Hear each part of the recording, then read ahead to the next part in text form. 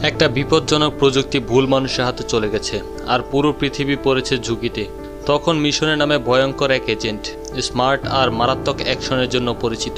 গোপন মিশন আর hi tech gadget আর non stop combat সব মিলিয়ে শুরু হয় সময়ের বিরুদ্ধে দৌড়। তার একটাই টার্গেট, অস্ত্রটা ফিরিয়ে আনার আর যেভাবেই হোক পৃথিবীকে বাঁচানো। এটাই অপারেশন ফরচুন। গল্পের সূচনা হয় ইউক্রেনের গভীর রাতে, যেখানে ব্রিটিশ সরকারের পৃষ্ঠপোষকতায় একদল বিজ্ঞানী একটি বিপ্লবী এআই অস্ত্র ব্যবস্থা, যার কোডনেম হান্টার কিলার নিয়ে চূড়ান্ত গবেষণা করছে। হঠাৎ করে একদল প্রশিক্ষিত এবং হিংস্র সন্ত্রাসী সেখানে অতর্কিত হামলা চালায়। তারা ঠান্ডা মাথায় বিজ্ঞানীদের হত্যা করতে থাকে। তাদের একমাত্র লক্ষ্য ছিল এই অত্যাধুনিক এআই চালিত ওয়েপনটি চুরি করা, যা একবার ভুল হাতে পড়লে বিশ্বের অর্থনীতি ও নিরাপত্তার জন্য চরম বিপর্যয় ডেকে আনতে পারে। এই বিপর্যয়ের প্রেক্ষিতে ব্রিটিশ সিক্রেট ইন্টেলিজেন্সের সদর দপ্তরে ডাকা হয় আমাদের কেন্দ্রীয় চরিত্র নিতেনকে। জেনারেল তাকে জানান চুরি যাওয়া ডিভাইসটি এখন আন্তর্জাতিক অস্ত্র পাচারকারী সিন্ডিকেটের হাতে, যার মাথা হলো দুর্ধর্ষ গ্যাংস্টার গ্রে। জেনারেল নিতেনকে বোঝান এই ডিভাইস কোনো সন্ত্রাসী গোষ্ঠীর হাতে পড়লে এটি বৈশ্বিক আর্থিক কাঠামো বা সামরিক যোগাযোগ ব্যবস্থাকে পঙ্গু করে দিতে পারে। এই মারাত্মক ঝুঁকি এড়াতে যে কোনো মূল্যে অস্ত্রটি উদ্ধার করতে হবে। নিতেন প্রথম দিকে ব্যক্তিগত কাজের বাইরে যেতে যাতে নারাজ হন, কিন্তু যখন জেনারেল তাকে মনে করে দেন যে এটি পুরো মানবজাতির রক্ষার মিশন, নিতেন রাজি হন। তবে তিনি একটি শর্ত দেন। এই মিশনে তার দরকার তার দীর্ঘদিনের পরিচিত বিশ্বের সেরা রিক্লেমেশন স্পেশালিস্ট অরসানকে। জেনারেল তীব্র আপত্তি জানিয়ে বলেন অরসান অত্যন্ত অপ্রচলিত এবং তার কাজের পদ্ধতি খুবই ঝুঁকিপূর্ণ। তার দাবি আকাশ ছোঁয়া এবং যেখানেই যান সেখানেই ধ্বংসলীলা চলে। কিন্তু নিতেন দৃঢ়তার সাথে বলেন তারা কিলার হতে পারে, কিন্তু সে অরসান, এই কাজ সে ছাড়া কেউ পারবে না। অবশেষে জেনারেল রাজি হন। নিতেন অরসানকে খুঁজে বের করেন তার বর্তমান অবস্থান আফ্রিকাতে। অরসান নির্জনে ছুটি কাটাচ্ছিলেন, মিশন শুনে সরাসরি প্রত্যাখ্যান করেন। নিতেন তখন দুটি গুরুত্বপূর্ণ তাস খেলেন। প্রথমত, $250 মিলিয়ন একটি বিশাল অঙ্কের পারিশ্রমিক, যা অরসানের প্রত্যাশা থেকেও বেশি। দ্বিতীয়ত, তিনি অস্ত্রের ধ্বংসাত্মক ক্ষমতা ব্যাখ্যা করেন এবং বলেন এই ডিভাইস দিয়ে যা খুশি তাই করা সম্ভব, যা পৃথিবীতে ভয়াবহ বিপর্যয় নামিয়ে আনতে পারে। অরসান ডিভাইসের ক্ষমতা সম্পর্কে জানার পর নিজেকে আর দূরে রাখতে পারেন না। তিনি রাজি হয়ে যান। মিশনের জন্য অরসানকে সাহায্য করতে নিতেন একটি ছোট বিশেষ দল তৈরি করেন। সারা, একজন বিশ্বমানের আইটি বিশেষজ্ঞ ও হ্যাকার, যিনি বিশ্বের অন্যতম সেরা হ্যাকিং গ্রুপের সদস্য। যে একজন শান্ত অথচ নিখুঁত নিশানার স্নাইপার ও কৌশলী। তাদের প্রথম কাজ ছিল ডোনাল্ড নামের এক ব্যক্তির কাছ থেকে একটি বিশেষ হার্ড ড্রাইভ পুনরুদ্ধার করা, যা চুরি যাওয়া ওয়েপনটির তথ্য ধারণ করে। অরসান ও যে লন্ডনের গেটওয়ে ক্র্যাফোর্ডে অপেক্ষা করে। অন্য একটি কক্ষে বসেছে সারা এয়ারপোর্টের সমস্ত সিসিটিভি ফুটেজ হ্যাক করে পুরো এরিয়া তার নিয়ন্ত্রণে নিয়ে নেয়। তারা ডোনাল্ডকে চিহ্নিত করে, কিন্তু তখনই দৃশ্যপটে আসে দ্বিতীয় একটি দল, যার নেতৃত্বে রয়েছে মাইকের দলের সদস্যরাও ডোনাল্ডকে ধরার জন্য আসে এবং অরসানের প্রাথমিক দলের কয়েকজনকে দ্রুত পরাস্ত করে। এখানেই জটিলতা শুরু। মাইকের দলেরও নিজস্ব হ্যাকার ছিল, যারা সিসিটিভি নিয়ন্ত্রণে নিয়ে নেয় এবং সেরাকে ভুয়া ফিড দেখাতে শুরু করে। সেরা দ্রুত বুঝতে পারে যে তাকে ধোঁকা দেওয়া হচ্ছে এবং তাৎক্ষণিক অরসানকে এই তথ্য জানায়। মাইকের লোকজনের সঙ্গে অরসানের প্রথম সংঘাত হয়। অরসান নিজেকে রক্ষা করেন এবং মাইকের এই দ্বিতীয় দলটির মূল উদ্দেশ্য যে হার্ড ড্রাইভটি দখল করা, তা স্পষ্ট হয়। মাইকের লোকজন ডোনাল্ডকে নিয়ে পালানোর চেষ্টা করলে অরসান এবং যে তাদের ওপর হামলা চালায়। তারা ডোনাল্ডকে উদ্ধার করে একটি অপেক্ষমান গাড়িতে তোলে। গাড়িতে উঠে ডোনাল্ড চরম অসুস্থ হয়ে পড়ে। সে অরসানকে জানায় তার স্ত্রীকে জিম্মি করে এই কাজ করানো হয়েছে। সে বুঝতে পারে তার মৃত্যু আসন্ন। বাঁচার শেষ চেষ্টা হিসেবে সে নিতেনকে নিজের মতো করে ছদ্মবেশ নিতে বলে, কারণ মাইকের দল তাকে দেখেনি। তার শেষ অনুরোধ, আমার স্ত্রীকে রক্ষা করো। মাইকের লোকেরা দ্রুত গাড়িটিকে ঘিরে ফেলে। মাইক গাড়ির ডিকি কাটার নির্দেশ দেন। ডোনাল্ড মারা যান। নিতেন ডোনাল্ডের ছদ্মবেশে হার্ড ড্রাইভ নিয়ে বাইরে আসেন। মাইক হার্ড ড্রাইভ নিয়ে যান, কিন্তু নিতেন নিশ্চিত ছিলেন, কারণ সেরা ততক্ষণে ড্রাইভের সমস্ত ডেটা ক্লোন করে নিয়েছে এবং ড্রাইভের নিরাপত্তা ব্যবস্থা এত উচ্চ করেছে যে তা মাইকের পক্ষে খোলা অসম্ভব। ক্লোন করা ডেটা বিশ্লেষণ করে তারা জানতে পারে ডিল 3টি মূল ক্রেতা হচ্ছেন বেন হ্যারিস, যে ক্যালিফোর্নিয়ার মাফিয়া ক্ল্যান এবং পৃথিবীর কুখ্যাত অস্ত্র ডিলার গ্রের অধীনে কাজ করে। গ্রে একজন ভয়ঙ্কর ডিলার। তিনি সবচেয়ে বিপজ্জনক অস্ত্র পাচার করেন। গ্রের দুর্বলতা খুঁজতে গিয়ে তারা আবিষ্কার করেন যে তিনি হলিউড অভিনেতা ড্যানি ফ্রান্সিসকোর একজন অন্ধ ভক্ত। তখন নিতেন ড্যানিকে তাদের দলে ফেরানোর পরিকল্পনা করেন। আমেরিকায় ফিরে অরসান ড্যানির সঙ্গে দেখা করেন। ড্যানি প্রথমে এই বিপজ্জনক মিশনে যেতে অস্বীকার করেন। তখন অরসান তার অবৈধ সম্পর্কের একটি গোপন ভিডিও ক্লিপ দেখান এবং হুমকি দেন যে এটি ফাঁস হলে তার পুরো ক্যারিয়ার ধ্বংস হয়ে যাবে। ড্যানির কাছে আর কোনো বিকল্প ছিল না, সে রাজি হয়ে যায়।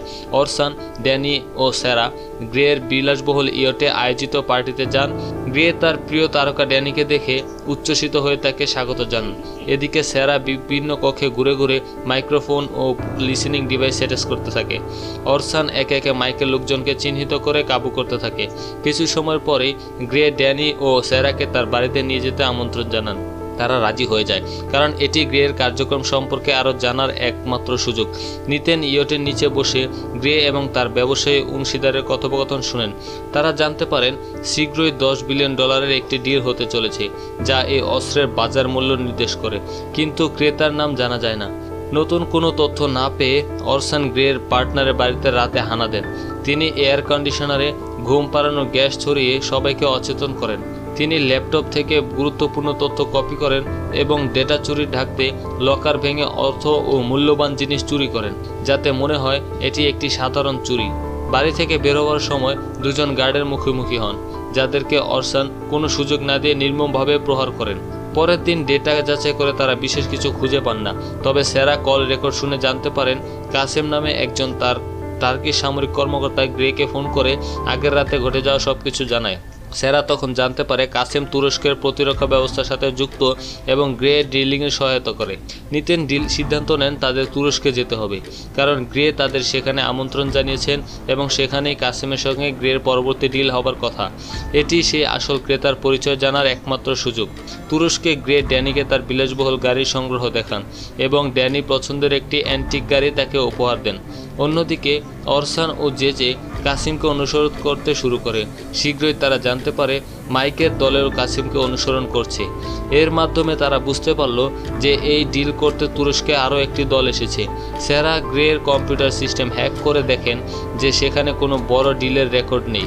নিতেন তখন নিশ্চিত হন যে গ্রে শুধুমাত্র মাধ্যম বা ইন্টারমিডিয়ারি হিসেবে কাজ করছে।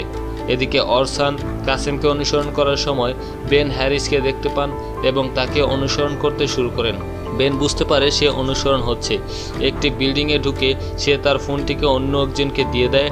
অরসান বিল্ডিংয়ের ভেতরে গেলে বেন তাকে আক্রমণ করেন। একটি সংক্ষিপ্ত কিন্তু তীব্র লড়াইয়ের পর অরসান বেনকে পরাস্ত করেন এবং জেজে বেনের অচেতন বা মৃতদেহ নিয়ে আসেন। বেন হ্যারিসের মৃত্যুতে ডিলটি বাতিল হতে পারে। নিতেন জেনারেলকে খবর দেন এবং একটি ঝুঁকিপূর্ণ পরিকল্পনা তৈরি করেন। যেহেতু আসল ক্রেতারা বেনকে কখনো দেখেনি, শুধু ফোনে কথা বলেছে, তাই অরসান বেনের ছদ্মবেশে ডিলটি সম্পন্ন করবে এবং সুযোগ বুঝে ডিভাইসটি নিয়ে আসবে। সেরা বেনের ফোনটি সম্পূর্ণ হ্যাক করে এবং ভয়েস মডিউলেটর ব্যবহার করে অরসানের কণ্ঠস্বরকে হুবহু বেনের মতো করে দেয়। ডিলের স্থানে অরসান বেনের ছদ্মবেশে যান। যে তাকে দূর থেকে কাভার ফায়ার দিতে প্রস্তুত থাকে। সার্গি হার্ড ড্রাইভটি নিতে আসেন। ডিস্কটি খোলার জন্য একটি বিশেষ কোড প্রয়োজন। অরসান বেনের কণ্ঠে গ্রেকে ফোন করলে গ্রে কোডটি বলে দেন। গ্রের সিকিউরিটি ম্যানেজার তখন বুঝতে পারে যে তাদের সিস্টেম হ্যাক হয়েছে। অন্যদিকে সার্গির লোকেরা অরসানকে দেখে সন্দেহ করেন, কারণ অরসানই আগের রাতে গার্ডদের মেরেছিল। তারা অরসানকে মারতে গেলে যে দ্রুত অ্যাকশনে যায় এবং স্নাইপার ফায়ারে সবাইকে শেষ করে দেয়। সেরা লেনদেনটি বাতিল করে দেয় এবং ড্যানিকে নিয়ে গাড়িতে করে ঘটনাস্থলে পালিয়ে যায়। অরসান যখন পালানোর চেষ্টা করেন তখন একটি মিলিটারি হেলিকপ্টার আসে, যা হেলিকপ্টার থেকে আসা মাইকের লোকেরা সামনে আসা সবাইকে, এমনকি তাদের নিজের লোককেও হত্যা করতে থাকে। অরসান গাড়ি থেকে বেরিয়ে এসে তাদের কাছে হার্ড ড্রাইভটি ছুড়ে দেন আর মাইকটি ডিস্কটি নিয়ে যায় এবং অরসানকেও মেরে ফেলার নির্দেশ দেন। যে দ্রুত হেলিকপ্টারের দোলটিকে নির্দেশ করে অরসানকে বাঁচায়। অন্যদিকে গ্রে বুঝতে পারেন যে তাকে ফাঁদে ফেলা হয়েছে। তিনি তার লোকেদের নির্দেশ দেন ড্যানি ও সারাকে ধরতে। সারা ও ড্যানি একটি টানেলে প্রবেশ করার সময় অরসান ও যে হেলিকপ্টারে এসে তাদের উদ্ধার করেন এবং টানেলের মুখে বিস্ফোরণ ঘটিয়ে টানেলটি ধসিয়ে দেন, যাতে কেউ তাদের অনুসরণ করতে না পারে।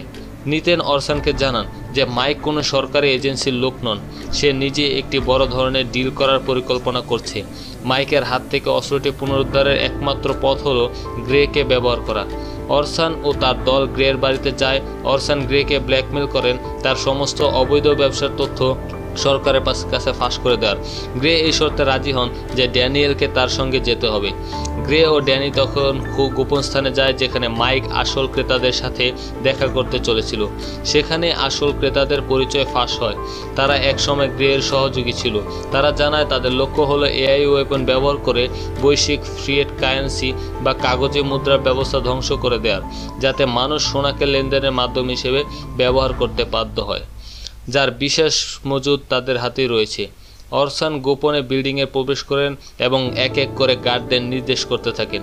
যখন অরসান ভিতরে প্রবেশ করেন তখন গ্রে এমনভাবে কথা বলেন যাতে ক্রেতা ও মাইকের লোকেরা একে অপরকে অবিশ্বাস করতে শুরু করেন। তাদের মধ্যে ভয়াবহ গোলাগুলি শুরু হয়। অরসান সেখানে পৌঁছে সবাইকে মৃত অবস্থায় দেখতে পান এবং 100 কিলার অস্ত্রটি খুঁজে পান। মাইক তখনও জীবিত ছিলেন। একটি চূড়ান্ত সংঘাতের পর অরসান মাইককে পরাস্ত করেন। অরসান ও তার দল অস্ত্রটি পুনরুদ্ধার করে নিরাপদে কাতারের নিতেনকে ফিরিয়ে দেন।